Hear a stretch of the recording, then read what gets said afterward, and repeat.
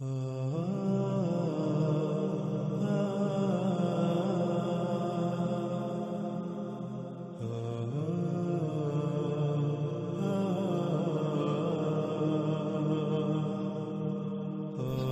اللہ صلی اللہ علیہ وآلہ وسلم نے کہا،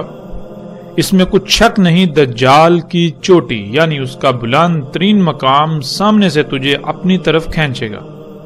اپنے قریب کرے گا، اپنی طرف متوجہ کرے گا، تمہیں اپنی طرف دعوت دے گا، اور اس میں کچھ شک نہیں کہ قریب ہی کہے گا کہ میں تمہارا رب ہوں۔ پس جس نے کہا تو میرا رب ہے وہ اس کے فتنے میں پڑ گیا، اور جس نے کہا تو کذب کرتا ہے، میرا رب اللہ ہے، اسی پر توکل کرتا ہوں اور تیری حقیقت کھلنے پر اسی کی طرف پلٹتا ہوں، پس دجال اسے نقصان نہیں پہنچا سکے گا۔ ناظرین، اس روایت کو سمجھنے کے لیے اس روایت میں چند الفاظ ایسے ہیں کہ جن کو سمجھنا بہت ضروری ہے۔ جب تک ہم ان الفاظ کو نہیں سمجھیں گے تب تک ہم اس روایت کو گہرائی سے نہیں سمجھ سکیں گے، اور وہ پیغام جو محمد رسول اللہ صلی اللہ علیہ وآلہ وسلم نے اپنے ان الفاظ میں دیا، اس پیغام کو ہم نہیں سمجھ سکیں گے۔ تو رسول اللہ صلی اللہ علیہ وآلہ وسلم کے اس پیغام کو تفصیل اور گہرائی سے جاننے کے لیے ہم پر یہ بات فرض ہے کہ ہم اس روایت میں استعمال ہونے والے ان چند الفاظ کو ان کی گہرائی سے سمجھیں۔ ان میں سب سے پہلا لفظ آ جاتا ہے راس، اس کے بعد حب، پھر اس کے بعد لفظ آ جاتا ہے رب، اس کے بعد لفظ آ جاتا ہے افتتن یعنی فتنہ، پھر کذب، توکل اور لفظ انیب۔ تو ان میں سب سے پہلے ہم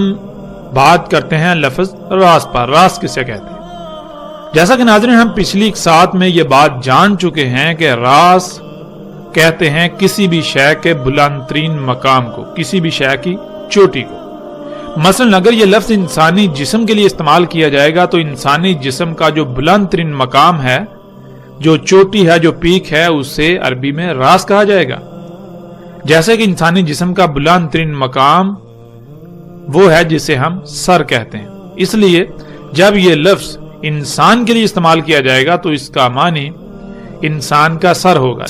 لیکن اس کا مطلب ہرگز یہ نہیں ہے کہ راس کا معنی یا راس کا ترجمہ سر ہے، نہیں، بلکہ راس کہتے ہیں کسی بھی شے کے بلند ترین مقام کو، کسی بھی شے کی چوٹی کو۔ پھر آگے آتا ہے لفظ حب۔ حب کہتے ہیں کسی شے کو اپنے قریب کرنے یا اپنی طرف کھینچنے کو۔ جیسے مقناطیسی کشش ہوتی ہے، مقناطیسی کشش کو یعنی مقناطیسی قوت کو بھی عربی میں حب کہتے ہیں۔ پھر آ جاتا ہے لفظ رب۔ یعنی رب کہتے ہیں اس ذات کو، یعنی وہ ذات جو کسی شے کو جب اس کا وجود نہ ہو وجود میں لائے، اس کے بعد اسے جس مقصد کے لیے وجود میں لایا اس مقصد کو پورا کرنے کے لیے اسے اس مقام پر لانا جس مقام پر آ کر وہ اس مقصد کو پورا کر سکے جس مقصد کے لیے اسے خلق کیا گیا، اور اس کی تمام تر ضروریات کو خلق کر کے اسے مہیا کرنے والی ذات۔ قرآن میں اللہ سبحانہ و تعالی نے بچے کے لیے اس کے والدین کو اس کا رب کہا، جیسا کہ آپ سورہ بنی اسرائیل کی آیت نمبر 24 میں دیکھ سکتے ہیں، ربی ارحمہما کما ربیانی صغیرا، یعنی اے میرے رب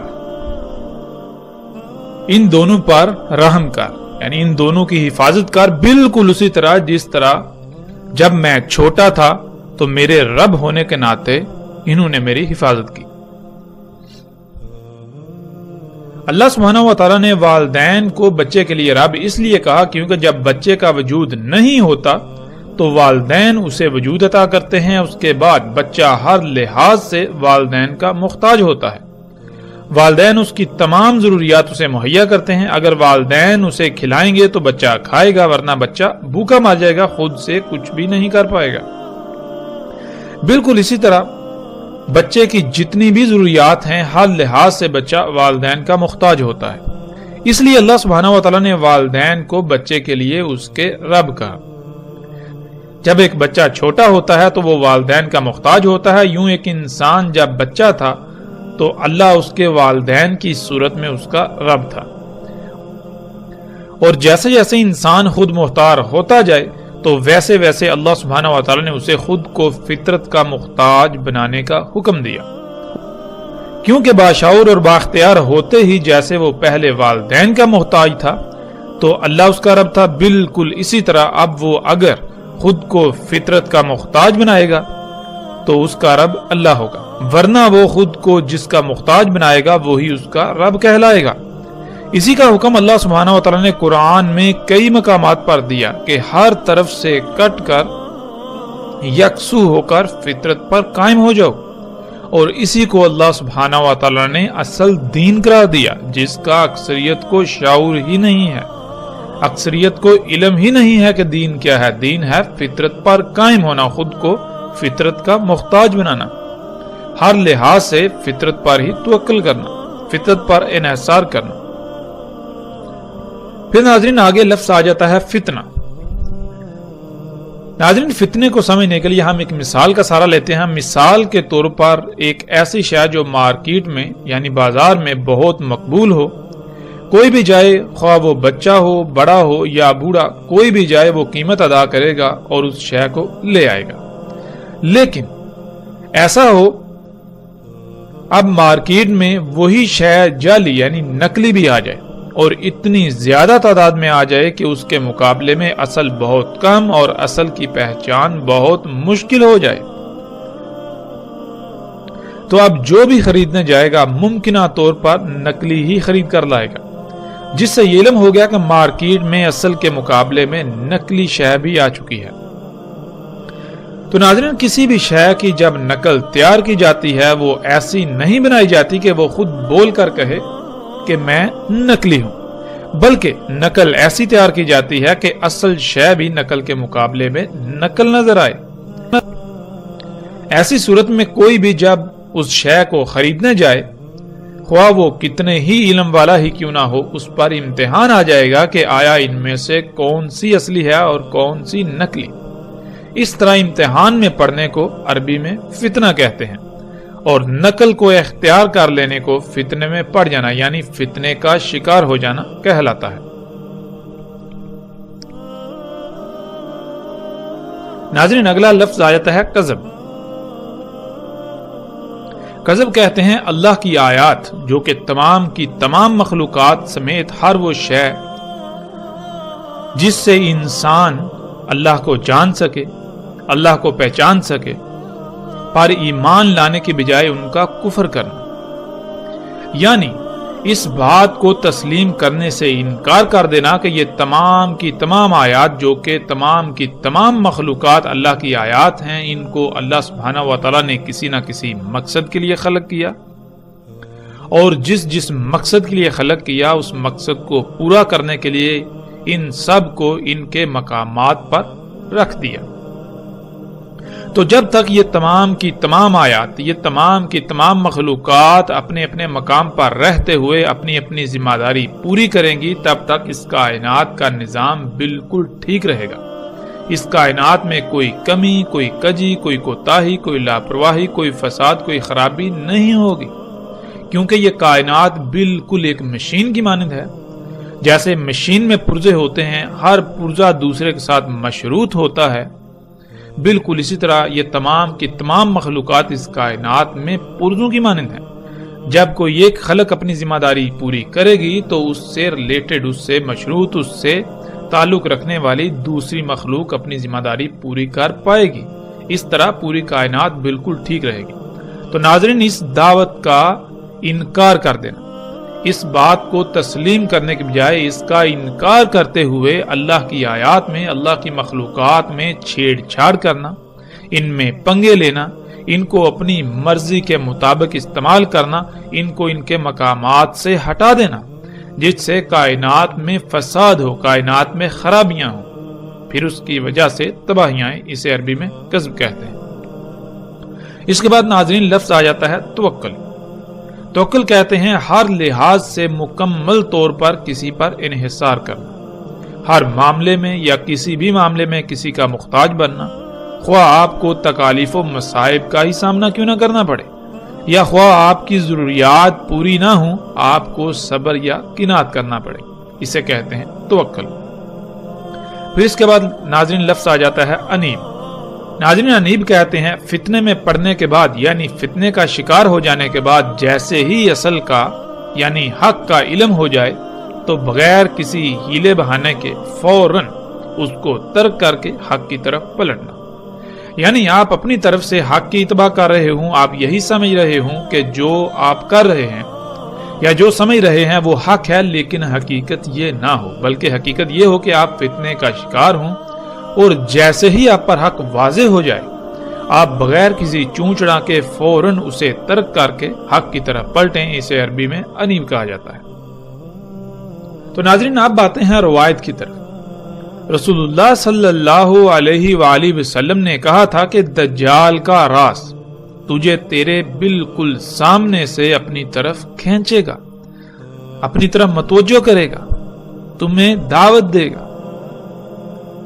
تو ناظرین آج ہم پر یہ فرض ہے کہ ہم یہ جانیں کہ دجال کا راز کیا ہے۔ راز کسے کہتے ہیں یہ ہم جان چکے۔ راز عربی میں کہتے ہیں کسی بھی شے کے بلند ترین مقام کو،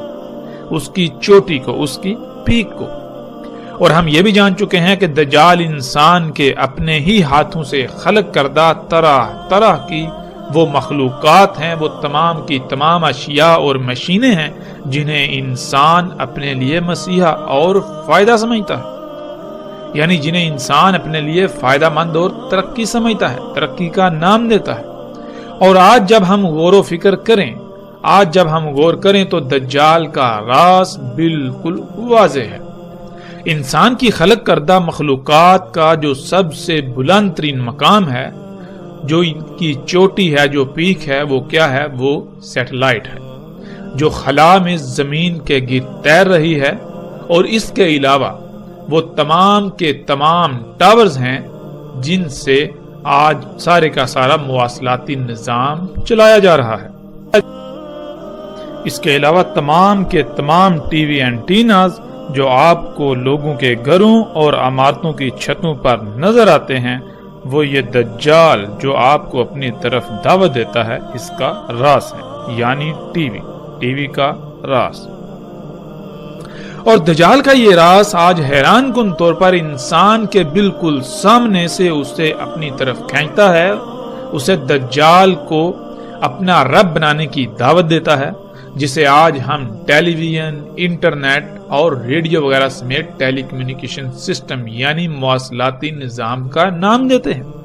یہ سارے کا سارا میڈیا، یہ مواصلاتی نظام، سیٹلائٹس اور اونچے اونچے لمبے لمبے کھمبوں جو کہ دجال کا راز ہیں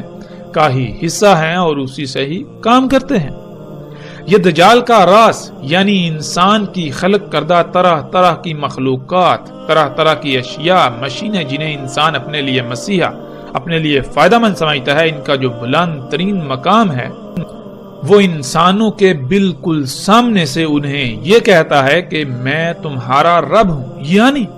اپنی تمام تر ضروریات مجھ سے ہی حاصل کرو، مجھ سے ہی پوری کرو۔ وہ رزق کھاؤ جو مشینوں کا بنایا ہوا ہے، جو انسان کے اپنے ہی ہاتھوں سے فطرت میں مداخلت کر کے خلق کیا گیا ہے۔ اپنی سواری کی ضروریات، اپنی سواری کی حاجات کو پورا کرنے کے لیے انہی مشینوں یعنی دجال کو ہی اختیار کرو۔ تمہارے پہننے کے لیے کپڑا ہو یا جوتے، کھانے کی اشیاء ہو یا پینے کی، یہاں تک کہ تمہاری جتنی بھی ضروریات ہیں انہیں پورا کرنے کے لیے دجال یعنی انسان کی اپنے ہی ہاتھوں سے اللہ کے مقابلے پر خلق کردہ اشیاء اور مشینوں پر ہی توکل کرو، انہی پر انحصار کرو۔ تو ناظرین رسول اللہ صلی اللہ علیہ وآلہ وسلم نے کہا کہ دجال کے راز کے جواب میں جس نے یہ کہا کہ تو ہی میرا رب ہے، یعنی جس نے خود کو فطرت کے بجائے انہی مصنوعی اشیاء سے اپنی ضروریات پوری کی، خود کو انہی مشینوں کا محتاج بنایا، خود کو دجال کا محتاج بنایا، تو وہ اس کے فتنے کا شکار ہو گیا، وہ اس فتنے میں پڑ گیا، وہ اس فتنے کا شکار ہو گیا۔ فتنہ ناظرین ہم جان چکے ہیں کہ کسے کہتے ہیں۔ اللہ سبحانہ وتعالی نے کائنات کو خلق کیا، تمام کی تمام مخلوقات سمیت انسانوں کو بھی خلق کیا، تو کیا اللہ یہ بھول گیا تھا کہ انسانوں کی ضروریات کیا ہیں؟ یا پھر اللہ کو یہ علم ہی نہ تھا کہ انسانوں کے لیے کیا فائدہ مند اور کیا نقصان دہ ہے؟ یا پھر اللہ کو یہی علم نہ تھا کہ انسان کی ضروریات کیا ہیں؟ یا پھر اللہ نے انسان کے لیے جو ضروریات خلق کی وہ انسان کے لیے ناکافی تھی، یا اللہ سے غلط خلق ہو گئی؟ ناظرین، قرآن میں اللہ سبحانہ و تعالی نے کہا کہ اللہ نے کسی بھی شے میں فرق نہیں کیا، یعنی اللہ نے جو کچھ بھی خلق کیا وہ بالکل پرفیکٹ، ہر لحاظ سے مکمل اور ہر طرح کے نقائص، خامیوں، کجیوں اور کوتاہیوں سے پاک خلق کیا۔ اور پھر اللہ کو یہ بھی علم تھا کہ ان کی ضروریات کیا ہیں، تو اللہ ان کی ضروریات خلق کرنا بھول نہیں گیا تھا۔ اس نے ہر ایک کی تمام ضروریات بھی خلق کی، جو کہ ہر لحاظ سے مکمل اور احسن خلق کی۔ وہ خالق ہے تو اسے ہی علم ہے کہ کس کے لیے کیا کیا فائدہ مند اور کیا نقصان دہ، جیسا کہ ہم سورہ الانعام کی اس آیت میں دیکھ سکتے ہیں۔ اور نہیں زمین میں وہ جتنے بھی حرکت کرنے والے جاندار ہیں، اور نہ ہی فضا میں تیرنے والے جو اپنے پروں سے فضا میں تیرتے ہیں، مگر وہ یعنی دنیا کا نظام چلانے کے لیے کسی نہ کسی ذمہ داری کو پورا کرنے کے لیے منظم ترین گروہ ہیں، بالکل اسی طرح جیسے تم ہو، یعنی انسان۔ یعنی ایسا نہیں ہے کہ زمین میں تمام کے تمام جاندار، حرکت کرنے والے اور اڑنے والے جتنے بھی جاندار ہیں وہ بغیر کسی مقصد کے خلق کر دیے گئے، جو ایسے ہی آوارہ ادھر ادھر گھوم پھر رہے ہیں اور ان کی ضروریات نہیں ہیں، یا ان کو کوئی فکریں نہیں، یا ان پر کوئی ذمہ داری نہیں۔ ایسا ہرگز نہیں، بلکہ وہ تمام کے تمام منظم ترین گروہوں کی حیثیت سے اپنی اپنی ذمہ داری کو آسان طریقے سے پورا کر رہے ہیں، اور ان کی بھی بالکل تمہاری ہی طرح کی ضروریات ہیں۔ تو کیا تم نے کبھی ان کو ایسا کرتے دیکھا جیسا تم کر رہے ہو؟ یعنی جیسے تم اللہ کے ہر کام میں مداخلت کر رہے ہو اور عذر یہ پیش کرتے ہو کہ تم اپنی ضروریات خلق کر رہے ہو، کیا وہ مخلوقات ایسا کر رہی ہیں؟ وہ ایسا کیوں نہیں کر رہی؟ کیا ان کی ضروریات نہیں؟ کیا ان کو حاجات لاحق نہیں جیسے تم کو ہیں؟ جب ان کو بھی ضروریات و حاجات لاحق ہیں بالکل اسی طرح جیسے تمہیں ہیں، تو پھر وہ ایسا کیوں نہیں کر رہی جیسا تم کر رہے ہو؟ بلکہ وہ تو اپنی ذمہ داری کو پورا کرنے میں مصروف ہیں تاکہ کائنات میں کوئی خرابی پیدا نہ ہو، ان کی لاپرواہی سے کائنات کے نظام میں کوئی رکاوٹ پیدا نہ ہو۔ ان کو کیوں ایسا کرنے کی ضرورت پیش نہیں آئی؟ آگے اللہ سبحانہ و تعالیٰ اس کا جواب یوں دیتے ہیں، نہیں فرق کیا ہم نے کتاب میں، یعنی کائنات میں کسی بھی شے سے۔ مطلب یہ کہ اللہ نے جو کچھ بھی خلق کیا وہ بالکل پرفیکٹ، ہر لحاظ سے مکمل اور ہر طرح کے نقائص، خامیوں، کجیوں اور کوتاہیوں سے پاک خلق کیا۔ اور پھر اللہ کو یہ بھی علم تھا کہ ان کی ضروریات کیا ہیں۔ تو کیا اللہ ان کی ضروریات خلق کرنا بھول گیا؟ نہیں، اللہ ان کی ضروریات خلق کرنا نہیں بھولا۔ اس نے ہر ایک کی تمام ضروریات بھی خلق کی، جو کہ ہر لحاظ سے مکمل اور احسن خلق کی۔ وہ خالق ہے تو اسے ہی علم ہے کہ کس کے لیے کیا فائدہ مند اور کیا نقصان دہ۔ تو اس کے باوجود جب تم ایسا کر رہے ہو تو پھر ایسا ہرگز نہیں کہ تم یہ سب کرتے رہو اور کوئی تم سے اس بارے میں پوچھے گا نہیں، بلکہ جان لو پھر ان کے رب کی طرف ہی اکٹھا کیا جانا ہے۔ یعنی تمہیں یہاں جو ایک محدود متعین مدت دی گئی ہے، جیسے ہی یہ ختم ہوگی تو تمہیں ان مخلوقات کے رب کی طرف اکٹھا کیا جائے گا۔ تب تم سے پوچھا جائے گا کہ کیا تمہارے رب نے تمہاری ضروریات خلق نہیں کی تھی، جو تم کو خود سب کچھ خلق کرنا پڑا؟ کیا تمہارے رب نے کوئی کوتاہی کر دی تھی؟ کیا تمہارے رب سے کوئی لاپرواہی ہو گئی تھی، کچھ غلط خلق ہو گیا تھا، عیب دار خلق کر دیا تھا، یا پھر وہ تمہیں خلق کر کے تمہاری ضروریات کو خلق کرنا ہی بھول گیا تھا؟ تمہاری ان حرکتوں کی وجہ سے کائنات میں جو فساد ہوا، جو خرابیاں ہوئیں اور ان کی وجہ سے جو تباہیاں آئیں، جو باقی مخلوقات کو، اللہ کے عباد کو کنات کرنا پڑی، ان کو مصائب و آزمائشوں کا سامنا کرنا پڑا، آج تمہیں ایک ایک رائے کا حساب دینا ہوگا اور اس کے نتائج کو بھگتنا ہوگا۔ ناظرین، اللہ نے مخلوقات کو خلق کیا تو کیسے اور ان کی ضروریات کو کیسے خلق کیا؟ جب ہم غور کریں تو ہم پر ہر بات کھل کر واضح ہو جاتی ہے کہ اللہ سبحانہ و تعالیٰ نے اس کائنات کو پورے علم اور حکمت یعنی حساب کتاب کے ساتھ ایک پیچیدہ ترین مشین کی مانند خلق کیا۔ مخلوقات کی ضروریات بھی اسی نظام سے یہ خلق ہوتی ہیں جسے ہم فطرت کہتے ہیں۔ فطرت پر قائم ہونا تھا، یہ اصل شے تھی، اصل دین تھا، دنیا میں آنے کا اصل مقصد و امتحان تھا۔ تو کیا آج ہم اپنی ضروریات فطرت سے حاصل کر رہے ہیں؟ فطرت پر قائم ہیں یا پھر آج فطرت کے مقابلے پر مصنوعی اشیاء کی بھرمار ہے اور ہم انہی کو اختیار کیے ہوئے ہیں، ہم انہی پر توکل کرتے ہیں، انہی پر ہمارا انحصار ہے۔ مصنوعی جو کہ اصل کے مقابلے میں نقل ہیں، اور یہ فتنہ ہے۔ انسانوں کو اصل کا علم ہی نہیں اور وہ چاہتے یا نہ چاہتے ہوئے بھی اس فتنے کا شکار ہیں۔ اپنا رب دجال کو بنائے ہوئے ہیں، اور جب کسی پر یہ بات واضح ہو جاتی ہے، یہ دجل چاک ہو جاتا ہے اور وہ اللہ سبحانہ و تعالیٰ کے ساتھ مخلص ہوتا ہے، یوں اس کے نزدیک اس دجال کا قتل ہو جاتا ہے، یعنی اس پر یہ دھوکہ واضح ہو جاتا ہے کہ یہ سب مصنوعی اشیاء جو فطرت کی ضد ہیں، یہ انسان کے لیے یعنی میرے لیے مسیحا نہیں، فائدہ مند نہیں، بلکہ دنیا اور آخرت میں میری تباہی کا سبب ہے۔ تو ایسے شخص کے بارے میں رسول اللہ صلی اللہ علیہ وآلہ وسلم نے یوں کہا، اور جو دجال کے راز کی اس دعوت کے میں تمہارا رب ہوں کے مقابلے پر یہ کہے گا کہ کذب، یعنی تو میرا رب نہیں، تو اللہ کی مخلوقات میں اللہ کے کاموں میں مداخلت کر رہا ہے، کائنات کو فساد زدہ کر رہا ہے، تیری وجہ سے کائنات میں طرح طرح کی تباہیاں آ رہی ہیں، تیری وجہ سے بیماریاں و آزمائشیں آ رہی ہیں، تیری وجہ سے دنیا کے حالات بد سے بدتر ہوتے چلے جا رہے ہیں، اس لیے تو میرا رب نہیں۔ پہلے میں نے تجھے اپنا رب بنایا ہوا تھا اس وجہ سے کیونکہ مجھ پر یہ سارا حق واضح نہیں تھا، میں تیرے دجل کا شکار تھا، اس لیے اب میرا رب اللہ ہے، یعنی میں اپنی ضروریات انسان کی خلق کردہ ان مصنوعی اشیاء سے پوری نہیں کروں گا، میں خود کو فطرت کی بجائے ان مصنوعی اشیاء کا محتاج نہیں بناؤں گا، بلکہ میرا رب اللہ ہے، یعنی میں اپنی تمام تر ضروریات فطرت سے پوری کروں گا، خود کو فطرت پر قائم کروں گا اور اپنی حاجات و ضروریات کو پورا کرنے کے لیے اسی پر انحصار کروں گا، یعنی اسی پر توکل کروں گا۔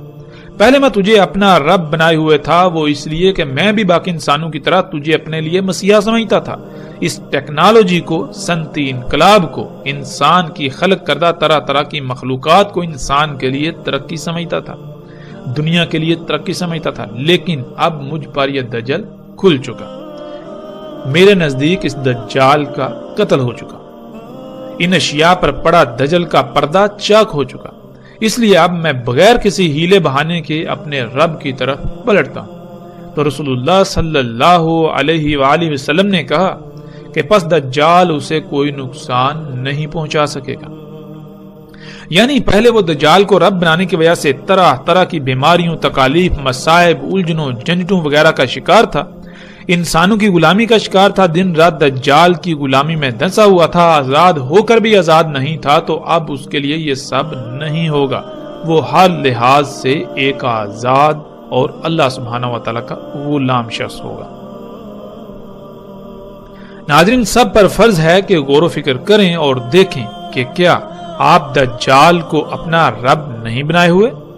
کیا آپ اپنی ضروریات کو پورا کرنے کے لیے فطرت پر انحصار کرتے ہیں یا پھر اللہ کے مقابلے پر، فطرت کے مقابلے پر انسان کی اپنے ہی ہاتھوں سے خلق کردہ طرح طرح کی اشیاء سے، انہی مشینوں پر انحصار کرتے ہیں؟ کیا کبھی آپ نے غور کیا کہ اپنی ضروریات کو پورا کرنے کے لیے جس شے پر آپ انحصار کر رہے ہیں، جسے آپ اختیار کر رہے ہیں، وہ کیسے وجود میں آئی؟ اس کی تخلیق سے کائنات میں کس قدر فساد ہوا، کتنی مخلوقات کا قتل عام ہوا، اور زمین و آسمانوں میں اللہ کے قائم کردہ میزان میں کتنا خسارہ ہوا، کس قدر فساد ہوا۔ غور کیجئے اس سے پہلے کہ دیر ہو جائے۔ آج آپ کے پاس وقت ہے، جب یہی وقت ختم ہو جائے گا تو پھر سوائے پچھتاوے کے کچھ نہ رہے گا۔ دجال کے راز کو پہچانے یہ دن رات کیا دعوت دیتا ہے؟ کسی اپنا رب بنانے کی طرف دعوت دیتا ہے۔ ناظرین، بہت سے لوگوں کا کہنا یہ ہے کہ ہم اس سائنسی اور ترقی یافتہ دور کو چھوڑ کر پتھر کے دور میں چلے جائیں۔ کچھ انسان تو ایسا سوال بے بسی کے عالم میں ضرورت کے تحت کرتے ہیں، لیکن اکثریت بطور طنز ایسا سوال کرتی ہے۔ ایسی اکثریت خود کو عقل مند اور سامنے والے کو بیوقوف سمجھتی ہے، لیکن حقیقت میں بیوقوف کون ہے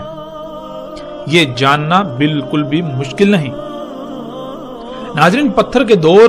سے ان لوگوں کی مراد یہ ہوتی ہے کہ آج اس مشینی دور کے برعکس آج سے چند صدیاں پہلے کا دور، جسے یہ لوگ پتھر کا دور کہتے ہیں۔ سوال یہ پیدا ہوتا ہے کہ سمندر، درخت، چرند پرند، پھل پھول، پودے، سرسبز باغات سمیت طرح طرح کی مخلوقات یعنی جنت کا منظر پیش کرتی یہ دنیا ان لوگوں کو پتھر کا دور نظر آتی ہے،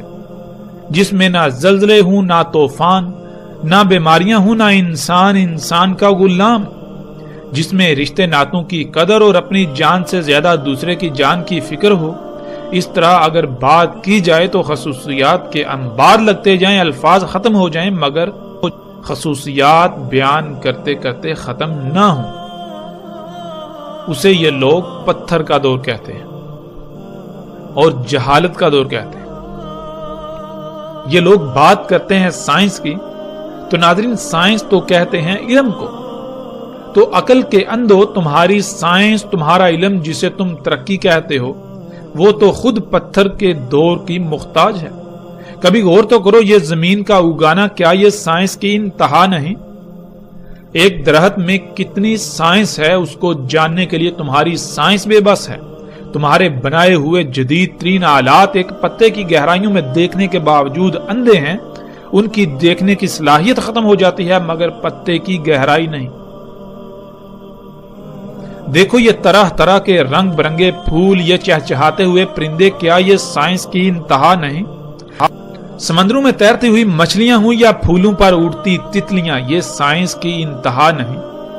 دیکھو زمین کی گہرائیوں کو، اس کی پیچیدگیوں کو، اتنے بڑے ترقی کے دعوے دار ہونے کے باوجود تمہاری مشینیں اندھی اور بے بس کیوں ہو جاتی ہیں؟ کیا یہ سائنس کی انتہا نہیں؟ میرے رب کی تخلیقات کو پتھر اور جہالت کا دور کہتے ہو اور اس کا شریک بنے ہوئے یعنی اس کے کاموں میں مداخلت کرتے ہوئے دنیا کو جہنم سے بدتر بنا کر اسے ترقی کا نام دیتے ہو۔ جسے تم پتھر کا دور کہتے ہو، عقل کے اندھو دنیا کی تخلیق اور اس کے نظام کو چلتے ہوئے خرب ہا سال گزرے، لیکن ایک رائی برابر بھی خامی یا خرابی پیدا نہیں ہوئی۔ مگر جسے تم ترقی و خوشحالی کا نام دیتے ہو، تم جیسے انسانوں نے زمین پر جیسے ہی قدم رکھا، جیسے انسان زمین پر پدھارے تو زمین کا سارا نظام ہی درہم برہم کر دیا۔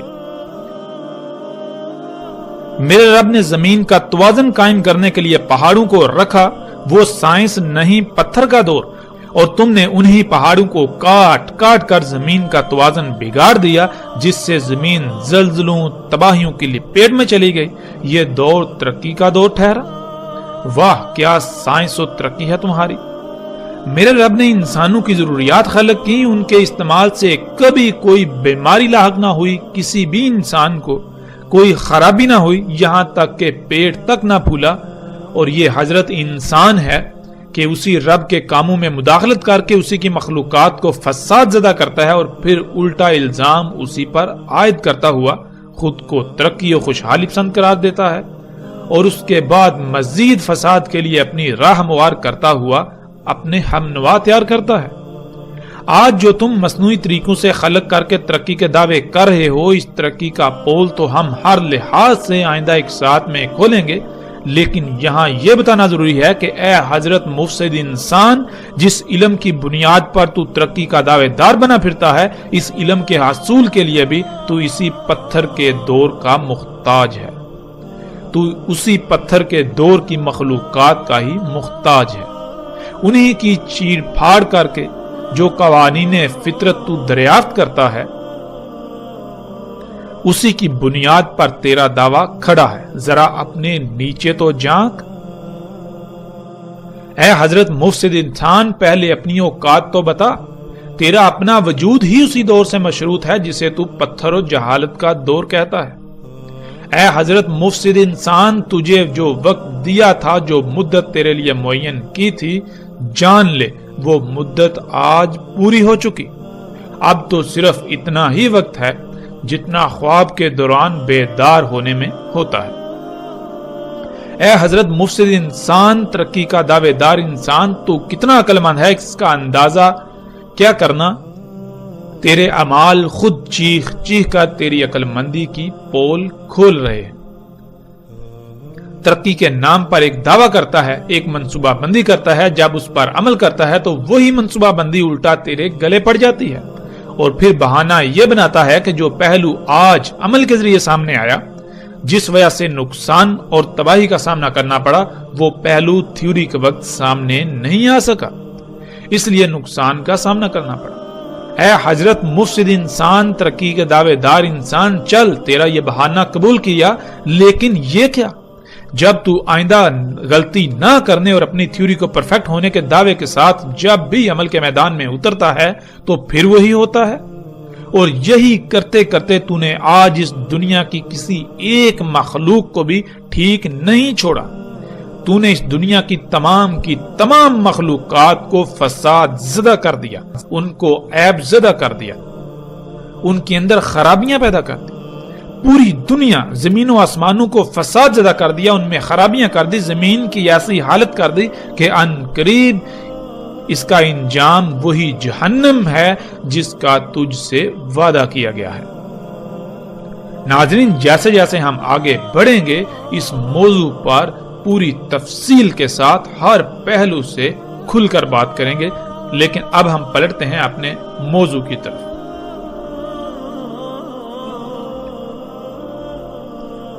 رسول اللہ صلی اللہ علیہ وآلہ وسلم نے کہا، دجال کا راس یعنی دجال کا سب سے بلند ترین مقام اس کی چوٹی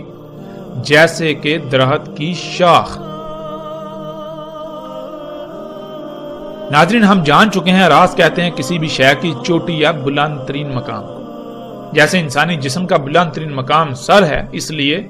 جب یہ لفظ انسان کے لیے استعمال ہوتا ہے تو اس کے معنی انسان کا سر کے ہوں گے۔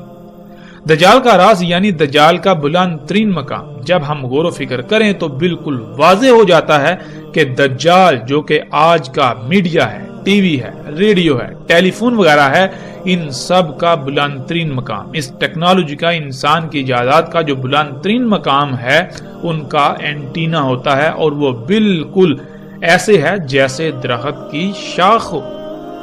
جیسے دجال کا راز سیٹلائٹ، اس کو آپ دیکھیں تو وہ بالکل ایسے ہے جیسے کہ درخت کی شاخ ہو۔ آپ کے ارد گرد نصب لمبے لمبے کھمبے، ان کے اوپر جو لگے ہوئے اینٹینے ہیں، جب آپ ان کو دیکھیں تو وہ بالکل ایسے ہیں حیران کن طور پر جیسے کہ درخت کی شاخ ہوں۔ اور آپ یہ تصاویر سکرین پر دیکھ رہے ہیں۔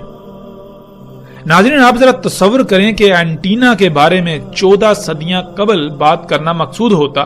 جب اس کا کوئی وجود اور تصور تک بھی نہیں تھا، تو اس سے بہتر کوئی اور الفاظ ہو سکتے تھے جو محمد رسول اللہ صلی اللہ علیہ وآلہ وسلم نے اس وقت استعمال کیے۔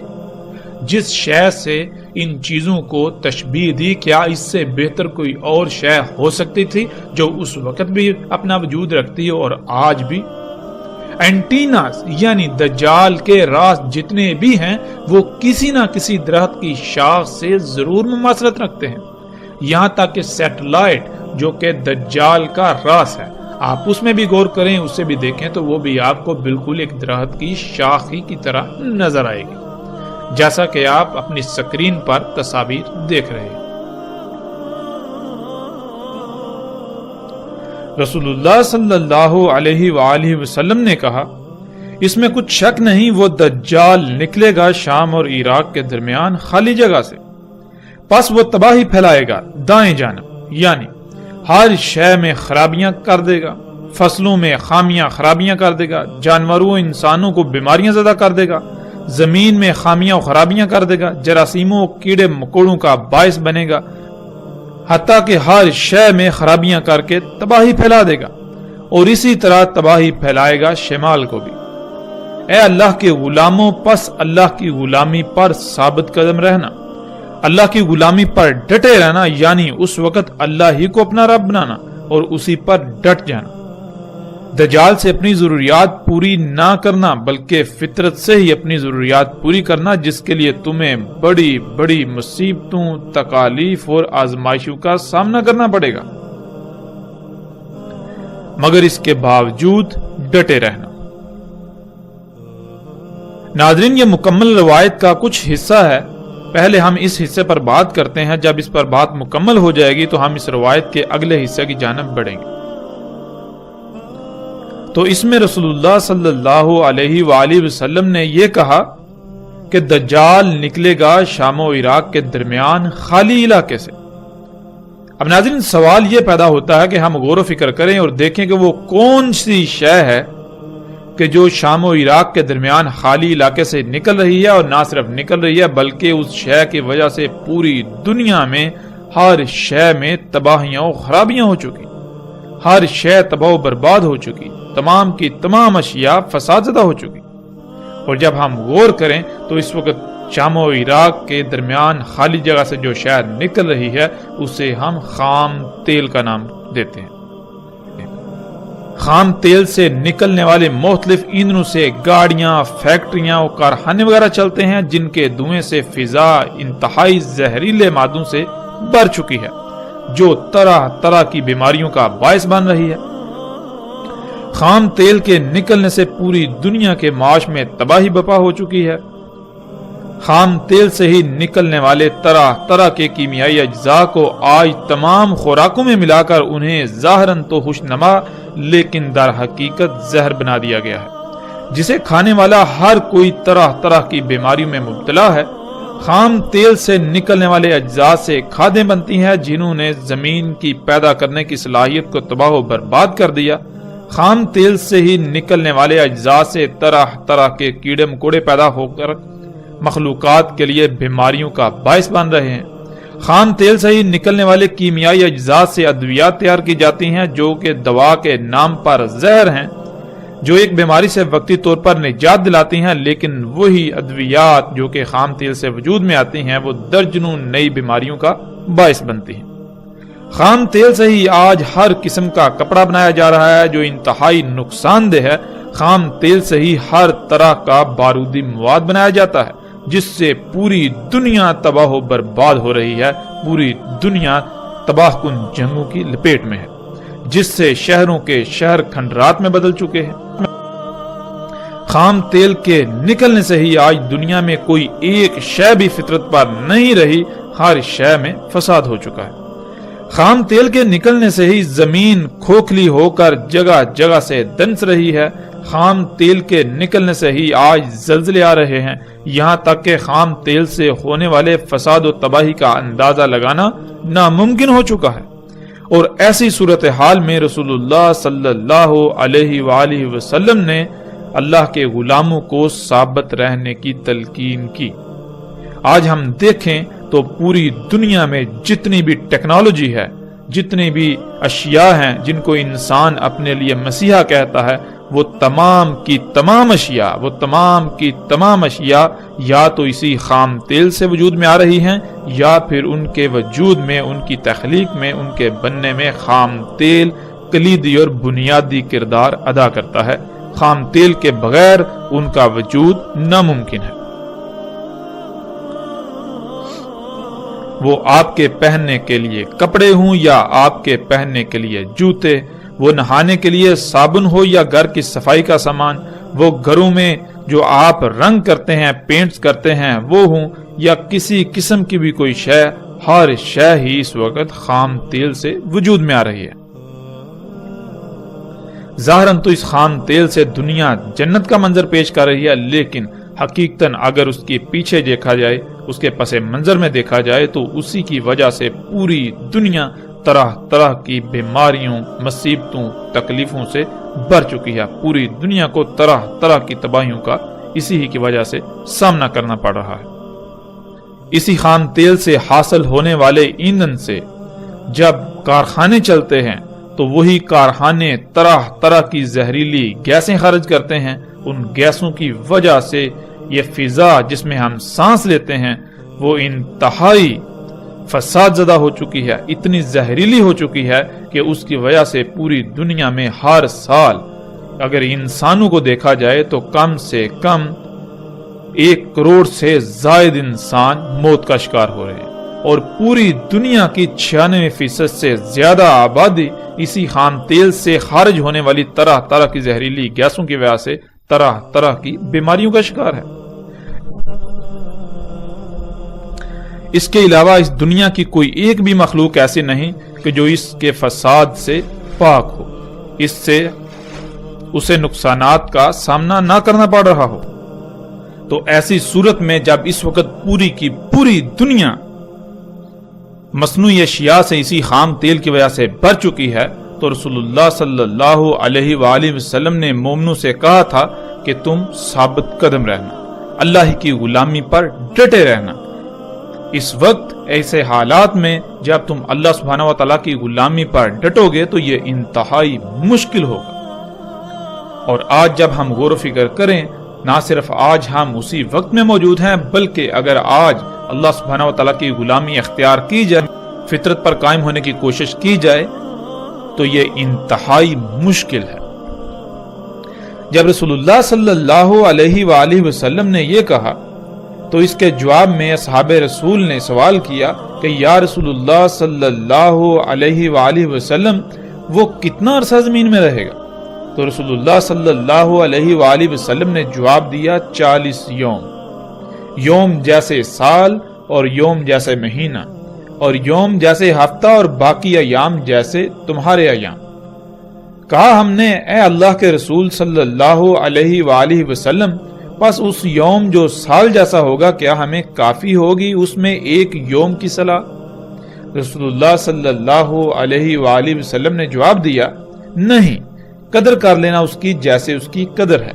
یعنی جیسے اللہ سبحانہ و تعالیٰ نے قدر میں کر دیا بالکل ویسے ہی ہوگا اس یوم تم پورے حساب کتاب کے ساتھ صلاۃ قائم کرنا جو اس کی قدر ہے۔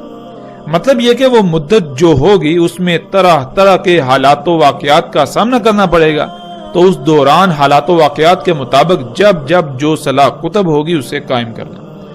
جواباً پوچھا گیا کہ یا رسول اللہ صلی اللہ علیہ وآلہ وسلم اس کی زمین میں تیز رفتاری کیا ہوگی؟